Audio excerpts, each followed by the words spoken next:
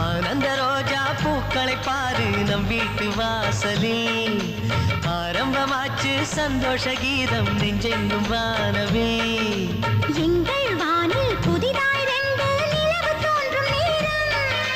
மழலை பேச்சை கேட்டால் போதும் வாழ்க்கை இன்பமாகும் அழகத்திற்கோயில் மணி போல ஒளி கேட்கும் நமது வீட்டில் மதுரை நகர் கண்ட தமிழ் கூட